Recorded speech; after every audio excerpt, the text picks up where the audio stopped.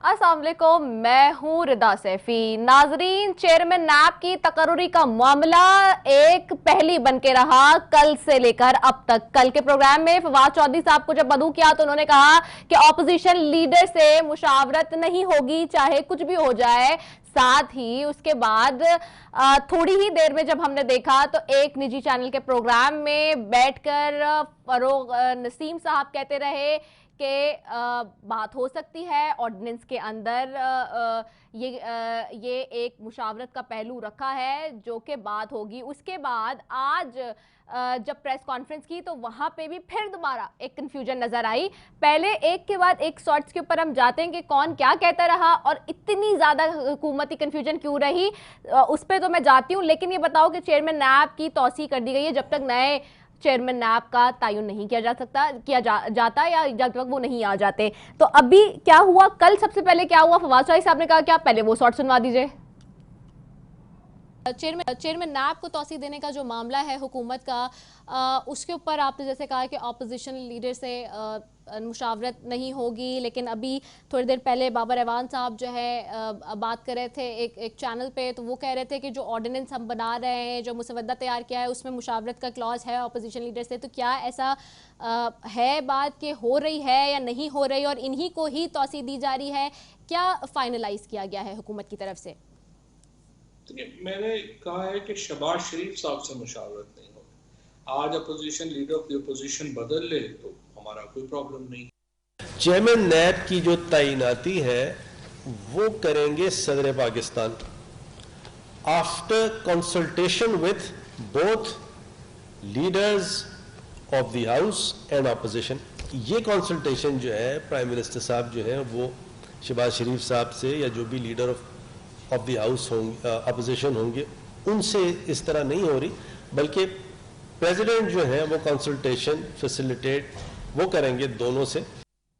जी, तो पहले फवाद चौधरी साहब कल ये कहते रहे कि ऑपोजिशन लीडर से किसी तौर से मुशावरत नहीं होगी, आपने उनके अल्फाज खुद सुने। फिर आज फरोग नसीम कहते रहे कि मुशावरत होगी, सदर मुमलिकत मुशावरत करेंगे हाउस ऑफ द लीडर से भी और ऑपोजिशन लीडर से भी हाउस के अंदर। अब सवाल ये है कि आज जावेद इकबाल को नए चेयरमैन नैब की तैनाती तक तौसीह दे दी गई है, ऑर्डिनेंस जारी हो गया है। ये वही बात है जो हम 3 दिन से कर रहे थे, लेकिन इसके ऊपर हुकूमत कह रही थी कि ऑपोजिशन से बात हो जाएगी, लेकिन ऑपोजिशन से बात नहीं हुई और फैसला कर लिया गया, ऑर्डिनेंस भी जारी हो गया। एक और नया ऑर्डिनेंस जो कि पहले भी हमने देखा है कि जो भी कानूनी चीज़ों की बात हुई है, सारी चीज़ें उस पर ऑर्डिनेंस के हवाले से ही हमने देखा, सारी चीज़ें होती रही हैं। बहरहाल सदर मुमलिकत चेयरमैन नैब का तकर्रुर वज़ीर-ए-आज़म अपोजिशन के लीडर से मुशावरत करेंगे, ये सदारती ऑर्डिनेंस कह रहा है। लेकिन क्या कौमी एहतसाब का जो दूसरा तरमीमी ऑर्डिनेंस जो जारी हुआ है, उसके बाद जो फवाद चौधरी साहब आज कह रहे थे कि जी एक एक्ट के तौर पे उसको लाएंगे, चीज़ें करेंगे, वो कैसे होंगी उसके ऊपर भी बात करेंगे। एक तरफ तो ये मामला है कि वफाकी काबीना ने नैब ऑर्डिनेंस में तरामीम की मंजूरी दी, फिर सदर मुमलिकत के पास चला गया है, सदर मुमलिकत उसको देख रहे हैं। तो दूसरी तरफ जी हमने ये भी देखा कि आज मरियम नवाज साहिबा ने किस तरह से एक मरतबा फिर सवाल उठा दिए इस सारे मामले पर, जो कि हुकूमत के हवाले से लगाए जा रहे हैं और सिस्टम के हवाले से लगाए जा रहे हैं। ख़ास तौर पे उन्होंने एक मरतबा फिर नून लीग की हुकूमत गिराने के हवाले से नए इंकशाफात किए हैं और इसके ऊपर भी खातिर खा बात की है। अब इसके ऊपर भी आज हम बात करेंगे। साथ ही जी शेख रशीद साहब एक तरफ ये कहते हुए नजर आए कि TTP से मुज़ाकरात का इल्म नहीं है। अच्छा, अभी पहले तो वो इसके ऊपर कह रहे थे कि जी हो रहे हैं, पता है, प्राइम मिनिस्टर साहब जो भी बात कर रहे हैं वो सारी चीज़ें इल्म में, लेकिन अब वो ये कह रहे हैं कि जी मुझे इल्म नहीं है इस मामले का। बहरहाल इल्म नहीं है और उनके स्टेटमेंट को वो डिफेंड कर रहे थे, ये कैसे हो सकता है? शायद ये इसी हुकूमत में हो सकता है, या फिर शेख रशीद साहब चूँकि हमेशा से आगे आगे रहे हैं बात करने में, उनकी आदत है वो इसी तरह से बात करते हैं। बहरहाल इस सारे मामला पर आज बात करेंगे। मेरा पैनल मेरे साथ मौजूद है। सबसे पहले जाऊंगी जी, स्टूडियो में मौजूद है फयाज अली बुट साहब हैं, सूबाई मुशीर बराए मजहबी उमूर है, उनको खुशामदीद कहती हूँ पीपल्स पार्टी से। Thank you so very much Fayaz for joining us. साथ ही मुझे ज्वाइन कर रहे हैं सेनेटर राना मकबूल साहब हैं मुस्लिम लीग नून से, उनको खुशामदीद कहती हूँ। Thank you so very much senator Rana मकबूल साहब फॉर ज्वाइनिंग अस। मुझे ज्वाइन कर रहे हैं अमजद अली नियाजी साहब हैं, MNA है पाकिस्तान तहरीके इंसाफ से, उनको भी खुशामदीद कहूंगी। बहुत शुक्रिया अमजद अली नियाजी साहब फॉर ज्वाइनिंग अस। साथ ही ज्वाइन करेंगे सेनेटर कामरान मुर्तजा JUIF से, JUIF का भी मौकिफ लेंगे क्योंकि मौलाना फजल रहमान साहब भी इस सारे मामलात में खुश नजर नहीं आते हुकूमत से। Thank you so very much senator Kamran Murtaza, आपका भी कि आपने भी ज्वाइन किया। सबसे पहले गोइंग टुवर्ड्स फयाज अली भुट्ट साहब, आपकी तरफ आऊंगी। चेयरमैन की नैब की तैनाती तक, नए चेयरमैन नैब की तैनाती तक तौसीह दे दी गई, ऑर्डिनेंस जारी हो गया, एक और ऑर्डिनेंस आ गया है। How do you see it and Peoples Party इस पे क्या कहेगी? बिस्मिल्लाहिर्रहमानिर्रहीम, K21 की मेहरबानी जी। बात हो रही थी ऑर्डिनेंस की, तो हस्बे मामूल मेरे ख्याल में ये तो अमराना हुकूमत के तर्ज हुक्मरानी की तरह जो ऑर्डिनेंस जारी करते हैं, और बहुत से ऐसे ऑर्डिनेंस आपने पहले भी देखे थे, ये तो आमिर हुकूमत में होती थी। यहाँ अब असेंबली सेशन है, लास्ट वीक में मेरे ख्याल में दोनों से सेनेट हो या नेशनल असेंबली लास्ट वीक में ख़त्म हुए हैं। अगर इनको ये ऑर्डिनेंस के बाकायदे लाना चाहिए, पार्लियामेंट में लाना चाहिए, सियासी पार्टियों को उसमें उनसे मशवरा किया जाए। मगर वही बात हो गई, ये 3 साल में ये सुधरने वाले हैं ही नहीं। ऑर्डिनेंस के ऊपर ऑर्डिनेंस, ऑर्डिनेंस के ऊपर ऑर्डिनेंस। इसमें अगर एक रूल ऑफ बिजनेस में एक्ट में है कि भाई चेयरमैन जो नेब है वो होता है अपना अपोजिशन लीडर और प्राइम मिनिस्टर के दरमियान। इन्होंने पता नहीं कानून इनके जब इनकी हुकूमत आती है तो कानून पता नहीं कहाँ जाता है, हमें तो बात समझ में नहीं आती। पीपल पार्टी का मौक़िफ़ है, हम जमहूरी हुकूमत की अक्कासी करते हैं और उसकी तायद करते हैं। ये असेंबली में लेके आते हैं, सियासी पार्टियों से मशवरा करके अगर ये एक्ट में लेके आते तो बहुत अच्छा होता। ठीक है, मुशावरत करके एक्ट पे लेकर आते तो ज्यादा अच्छा होता। सेनेटर राना मकबूल साहब, आपकी तरफ आऊंगी। मुस्लिम लीग नून तो पहले ही इस बात में सबसे ज्यादा शोर कर रही थी, और शायद खाकान अब्बासी साहब ने भी कल कहा था ये कोई तरीकेकार नहीं है कि बगैर अपोजिशन लीडर को एतमाद में लिए। लेकिन एक तरफ हुकूमत मैं ना मानू की रट नजर आती है, कहती है कि जी नहीं करेंगे। दूसरी तरफ लेकिन फरोग नसीम साहब कह रहे थे कि ऑर्डिनेंस में है, सदर मुमलिकत पूछेंगे हाउस ऑफ द लीडर से भी और अपोजिशन लीडर से, यानी कि अल्टीमेटली इमरान खान साहब और शहबाज शरीफ साहब के पास जाएगा ये मामला। How do you see it? अब तो ऑर्डिनेंस जारी हो गया है, तौसीह दे दी गई है। जी, मैं कानूनी तौर पे ये समझता हूँ, जैसे भुट्ट साहब ने भी कहा है कि ordinance is a bad legislation. ये कोई लेजिस्लेशन बनाने वालों के फहम फरासत के ऊपर रिफ्लेक्ट नहीं करता। वो नहायत ताजील में हैं और लेफ्ट हैंडेड जो है वो मेथडोलॉजी इस्तेमाल करते हैं।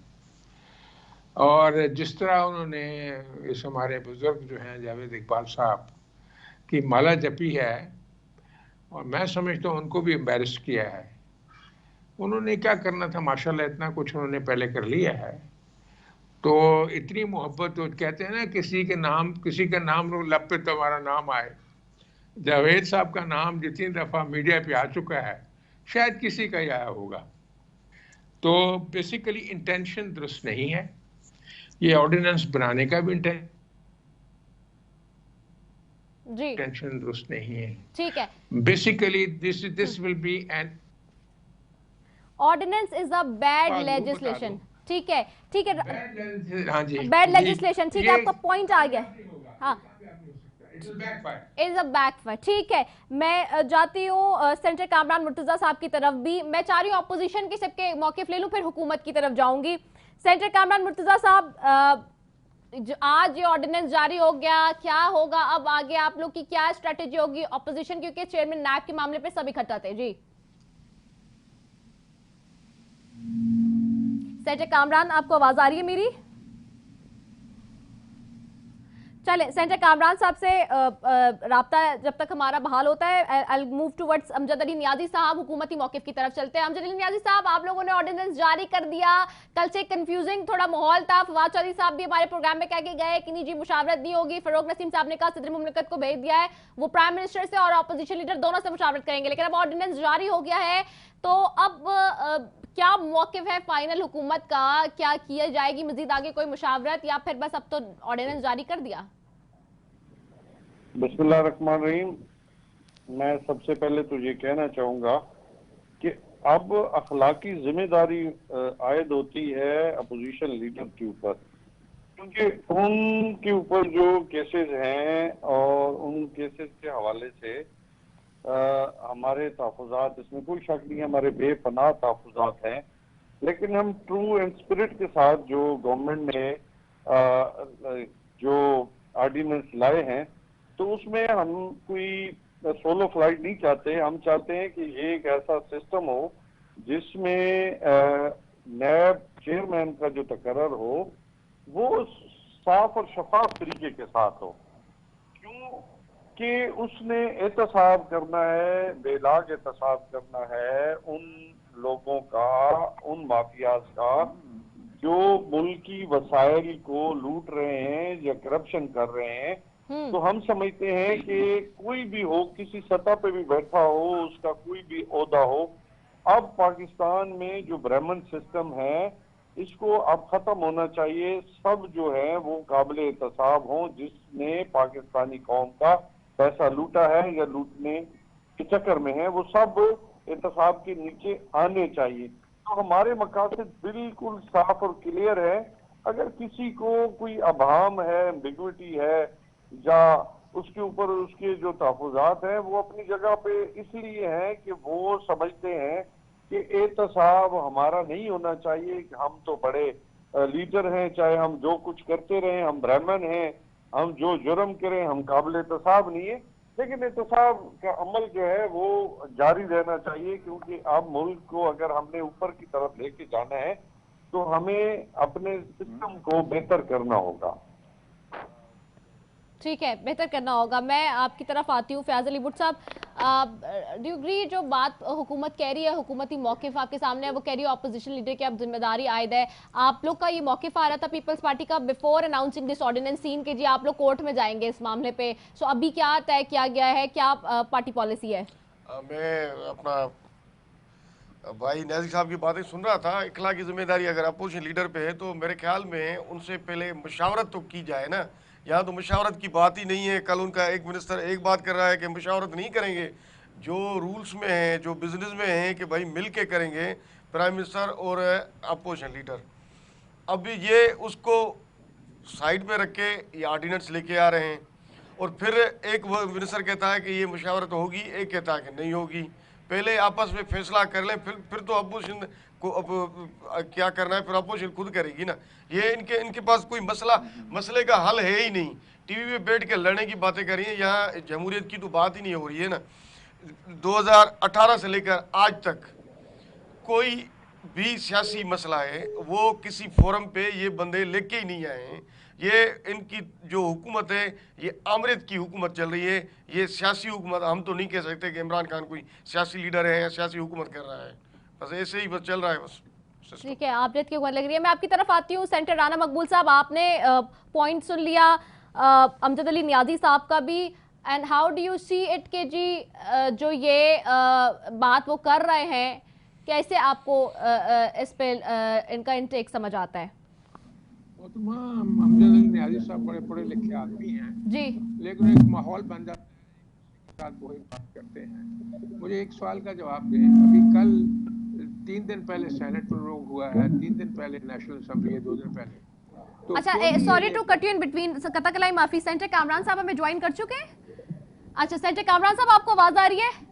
जी आ रही है। अच्छा, मैं sorry to cut you in between senator Rana साहब, आपकी तरफ आ रही हूँ। मैं जरा उनको भी खुशामदीद कह लूँ। कामरान मुर्तजा साहब भी ज्वाइन कर चुके हैं, उनका भी इंटेक ले लूँ ताकि ऑपोजिशन का इंटेक एक साथ आ जाएगा। सेंटर कामरान मुर्तजा साहब, आज चेयरमैन नैब की तैनाती नए होने तक की फिलहाल जो मौजूदा है रिटायर्ड जावेद इकबाल साहब, उन्हीं को तौसीह दे दी गई है।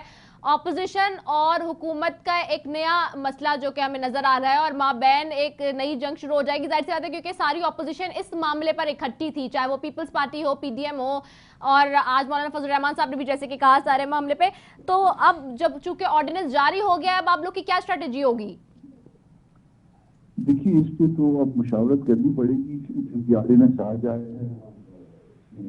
हम बैठे हुए हैं मुख्तलिफ शहरों में, तो पीडीएम के प्लेटफॉर्म से भी स्ट्रेटेजी बनेगी और अपोजिशन के प्लेटफॉर्म से भी बनेगी और पार्टी के अंदर भी बनेगी। तो इस वक्त तक तो हम तय नहीं कर पाए। ज़ाहिर इजलास बुलवाते हुए, पार्टी के अंदर भी इजलास बुलवाते हुए 2-4 दिन तो लग जाएंगे। या इसमें मौलाना ने अपना मौक़िफ़ दे दिया है एज ए जेगाई के अमीर के भी और पीडीएम के सरबराह के तौर पर भी। तो इस वक्त तक तो हमारा जनरल मौक़िफ़ है जो मौलाना साहब कह चुके हैं। अच्छा सेनेटर कामरान साहब, आप लोग जैसी बात है, आप हैं राना, सेनेटर राना मकबूल साहब हमारे साथ हैं, आप लोग देखते आ रहे हैं कई दिहाइयों की सियासत कर रहे हैं, ये क्या माजी में कोई इस तरह की मिसाल हमें मिलती है कि इस तरह से हो जाए मामला और अपोजिशन को बगैर इत्तेमाद में लिए कोई ऑर्डिनेंस जारी कर दिया जाए इस तरह से? देखिए, ऑर्डिनेंस तो बाहर हुकूमत को जारी करना होता है और उसमें अपोजिशन जो है ना उसको एतमाद में नहीं दिया जाता, मगर अब इस ऑर्डिनेंस के जारी करने से जो है ना आपको एक चीज सामने से नजर आ गई है कि इस लंगड़ी लुली हुकूमत की दो बैसाखियां हैं। एक वो बैसाखी है जिसका नाम लेने से लोग डरते हैं और दूसरी ये बैसाखी है जिसके हवाले से ऑर्डिनेंस जारी हुआ है। तो इन दो बैसाखियों की बुनियाद पे ये हुकूमत कायम है। ये दो बैसाखियों की बुनियाद पे इन्होंने तस्दीक की हुई है अपोजिशन में। इन दो बैसाखियों की बुनियाद पे इन्होंने अपोजिशन के लोगों को जो है ना वो दबाया हुआ है, किसी का हाथ मरोड़ा हुआ है, किसी का कान मरोड़ा हुआ है। ये एक बैसाखी ये है, दूसरी आप खुद समझते। ठीक है, मैं सेनेटर राना मकबूल साहब आपकी तरफ आती हूँ। सेनेटर कामरान मुर्तज़ा साहब का भी इस पे व्यू पॉइंट आ गया है। ये जो मामला चेयरमैन नैब के हवाले से है, अब चूंकि डिबेट इस पे उस तरह से नहीं हो सकी, फवाद चौधरी साहब बताते रहे, प्राइम मिनिस्टर साहब खुद भी कहते रहे कि एक ही मसला है कि शहबाज शरीफ साहब चूंकि खुद नैब ज़दा है इसलिए उनसे बात नहीं हो सकती है। सो अब चूंकि ऑर्डिनेंस आ गया है, अब आप लोग इसको क्या करेंगे? क्योंकि पीपल्स पार्टी तो बता चुकी है कि कोर्ट में चैलेंज करने जाएगी इस सारे मामले को।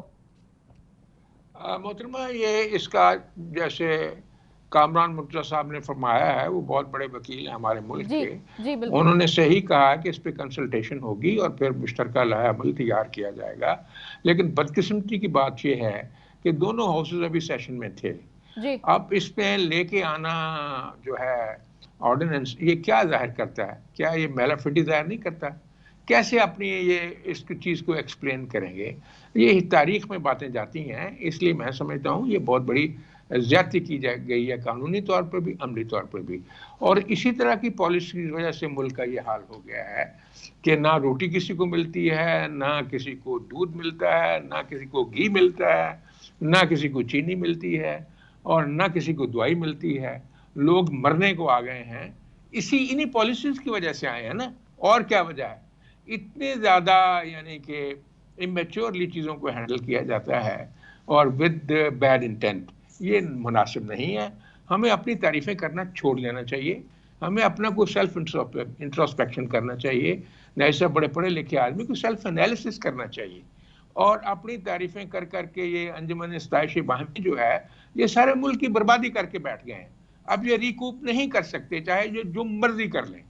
अब आप क्या जवाब देंगे हम इंटरनेशनल कम्युनिटी को, या जो जितने लेजिस्लेटर्स हैं या जितने लॉ मेकर्स हैं या जितने लॉ के एक्सपर्ट्स हैं, कामरान मुर्तज़ा साहब इससे कि जी हमने अभी 2 दिन पहले दोनों हाउस थे वो सेशन में थे और अब हमने ऑर्डिनेंस दे दिया। ऑर्डिनेंस होता है किसी इमरजेंसी कंडीशन में, राइट। तो बात बनती नहीं है, इसलिए थोड़ा सा अपने अमाल पे गौर करना चाहिए। ठीक है, इन हाउस होते हुए भी और सारी चीज़ें, मैं अमजद अली नियाजी साहब से इसके ऊपर टेक लूंगी, लेकिन मुझे कमर्शियल ब्रेक की तरफ जी जाना है, तो शॉर्ट कमर्शियल ब्रेक की तरफ जा रहे हैं, वापस आ रहे हैं, स्टे ट्यून।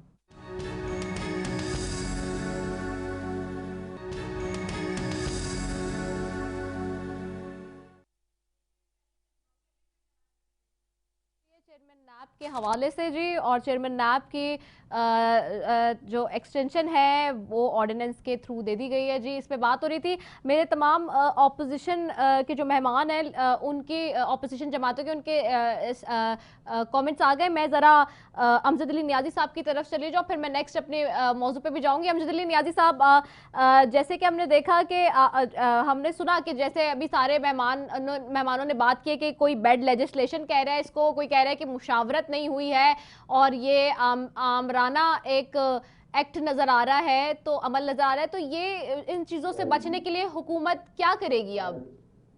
मेरे लिए ये मेरे जी जो है मोहतरम आमिर है साहब, आवाज आ रही है आपको? जी, मैंने कहा मेरे ये दोस्त मेरे लिए मोहतरम है, लेकिन असल बात ये है क्योंकि इनकी जो ओपिनियन है वो बायस है, इसलिए मैं कहूँगा क्योंकि हर एक पार्टी अपना मौक़िफ़ रखती है और उन्हें मैं ये नहीं कहूँगा कि बैड इंटेंशन है इनकी, लेकिन असल बात है कि जो गवर्नमेंट की ट्रू स्पिरिट है, अगर ये समझने की कोशिश करें तो मैं समझता हूँ कि यकीनन इनका फिर जो है इनको उसकी अफादियत का भी इल्म होगा से जो हर एक बात को क्रिटिसिज्म की तरफ लेके जाना, मैं समझता हूँ किसी तरीके के साथ ही मुनासिब नहीं है।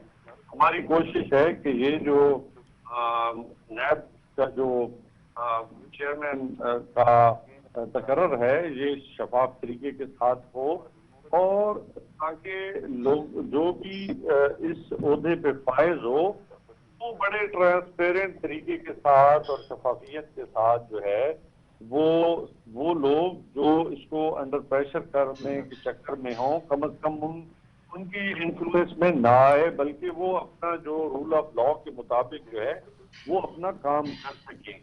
तो कुछ लोगों का असल में इस दौरान जो है वो अपने अपने मफादात की गेम है उनकी, और वो मफादात कोई डोरियां लंदन में बैठ के हिला रहा है तो कोई डोरियां किधर से बैठ के हिला रहा है, तो डोरियां हिलाई जा रही हैं ताकि इसके चेयरमैन नैब के तकर्रर को जो है वो मुतनाज़ा किया जा सके, ताकि फिर जब किसी नैब जो है वो के नीचे कोई भी जो काबिल तसाब हो तो ताकि वो उसे मुतनाज़ा बनाने की कोशिश की जा रही है।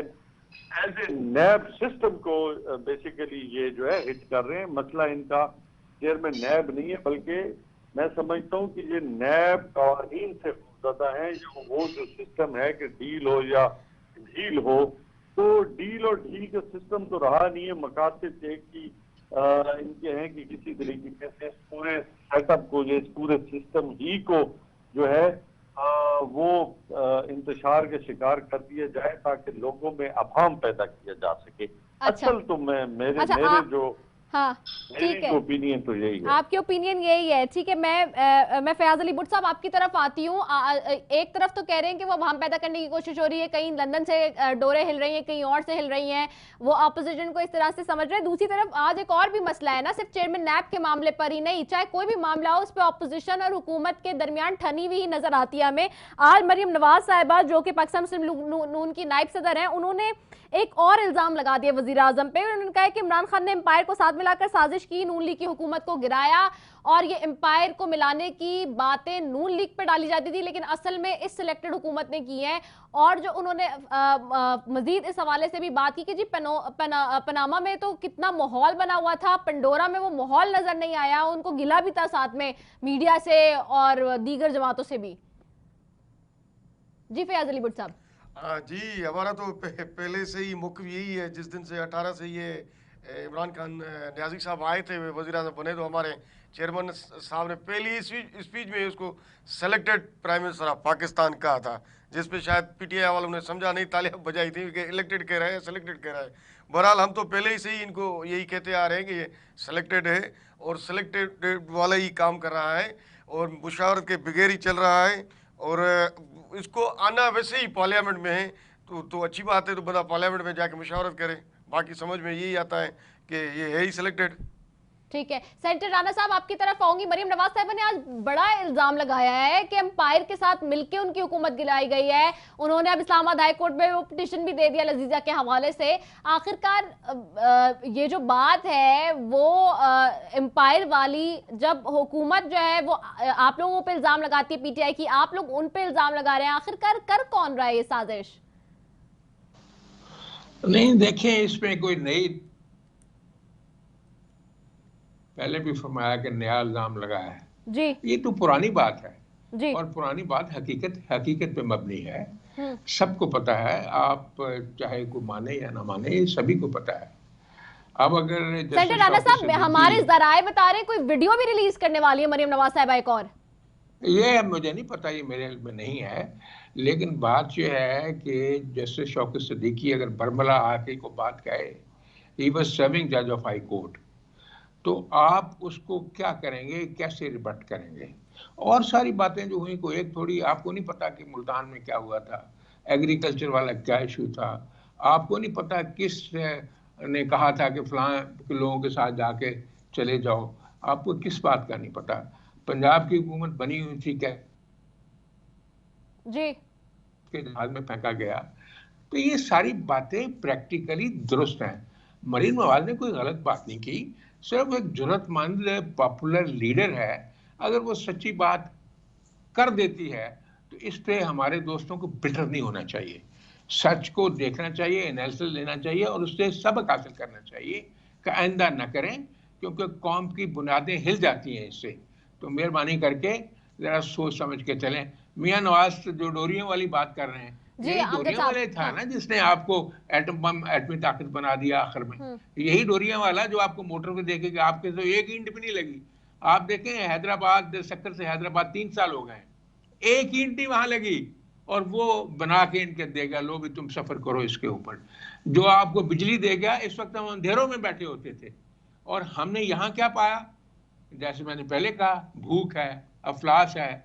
कुछ जो हमारे दोस्त बात करते हो तो साहिब हैसियत लोग हैं, लेकिन गरीबों का हाल तो जाके देखो, उनकी बद्दुआएं तो देखो। आपके टीवी के जो लोग जाते हैं उनके इंटरव्यूज लेते हैं, आप देख जी, इस हकीकत को तस्लीम करके कोई इसका लायामल करना चाहिए। आप परपेचुएट नहीं कर सकते इस तरह।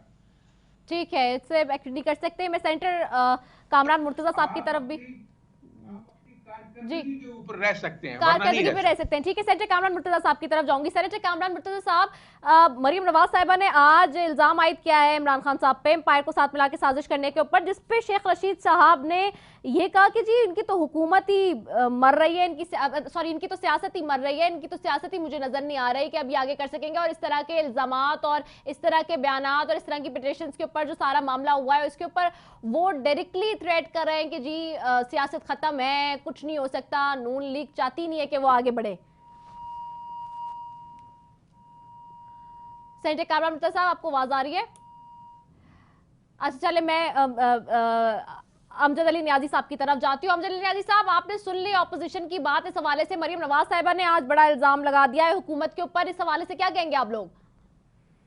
मरियम नवाज के बारे में, मरियम सफदर के बारे में जो मैं ये कहना चाहूंगा कि एक तो देखें, पहली बात तो ये है कि उन्होंने खुद जो है वो अदालत के अंदर अपने सबूत खुद नहीं दिए और इल्जाम लगा देती हैं बगैर। मैं समझता हूँ कि बात को ट्विस्ट करना तो कोई मरियम सफदर से सीखे ना जी। अगर वो सच्चे होते तो वो मतलब चीजें और मनी ट्रेल जो है वो अदालत के सामने रखती। लेकिन अफसोस बात ये है कि 3 मरतबा वज़ीर आज़म रहने वाला शख्स जो है वो खुद मनी लॉन्ड्रिंग के जरिए पैसे बाहर ले जाता रहा और किस तरीके के साथ जायदादें बनाई। पनामा पेपर्स कोई हम तो लेके नहीं आए, फिर असेंबली के फ्लोर पे खड़े होके उन्होंने झूठ बोला। अच्छा, सुप्रीम कोर्ट ने तो उन्हें 7 माह के करीब जो है वो उन्हें टाइम भी दिया, फिर खुद ही जैली कतरी हद जो है वो पेश करते रहे। सुप्रीम कोर्ट तो उनकी सुनती रही, लेकिन 3 माह जो है जेआईटी बनी, 3 माह में अपनी रिपोर्ट जमा कराती रही। अगर वो खुद ही पूरी नून लीग जो है वो कामा लीग बनी हुई थी, तो अगर वो नायल होते हैं अपने करतूतों की वजह से, तो उसमें मुझे बताएं कि पाकिस्तान तहरीके इंसाफ का कौन सा किरदार था। आप देखें, आपको इज्जत मिली, कौम ने इज्जत दी, आपने कौम को लूट लिया, कौम के पैसे को लूट लिया और अपनी बड़ी बड़ी जो है वो बिजनेस अंपायर तो खड़ी की, लेकिन मुल्की इदारे तो आपने तबाह कर दिया। अब उस पे आप नैल हुए हैं तो आप जिम्मेदार ठहराते हैं किसी और को। मुझे ये मेरी समझ से बाला करती है। ठीक है, ठीक है, मैं जरा कामरान मुर्तजा साहब की तरफ भी चले जाती हूँ। सेनेटर कामरान मुर्तजा साहब, मरीम नवाज साहिबा ने आज जो एलिगेशन लगाया एम्पायर को साथ मिलाकर साजिश करवाने का, नून लीग की हुकूमत को गिराने का, ये सारा मिम्बा इस पे डालने का पीटीआई के ऊपर, या आप इस पे क्या कहते हैं? सेनेटर कामरान साहब, आपको आवाज आ रही है मेरी?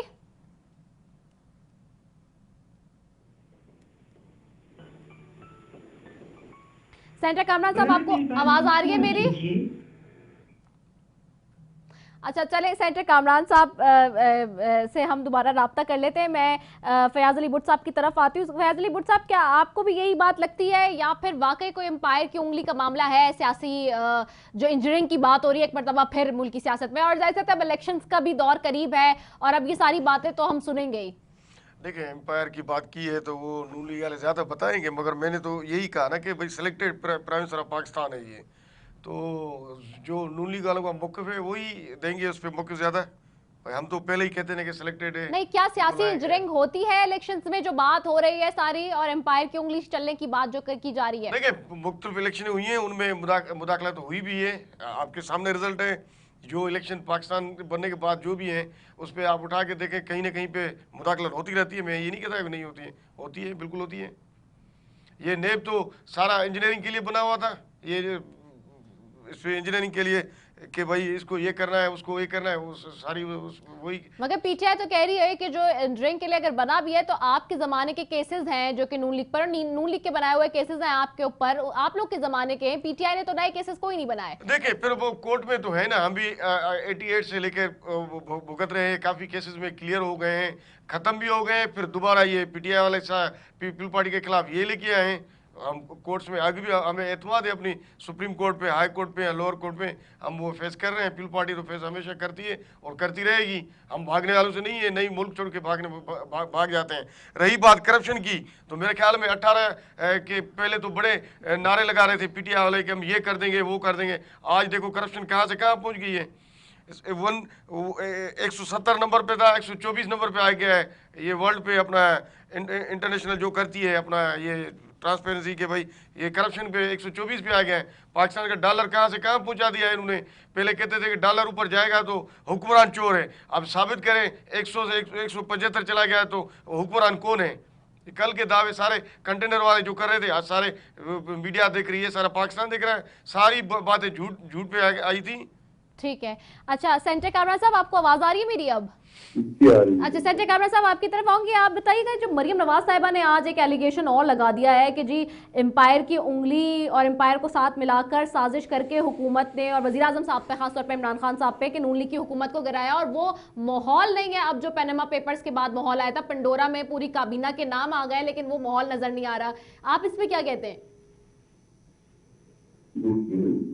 लगता तो है ये कि सच बात लगती है तो रसवाई की है।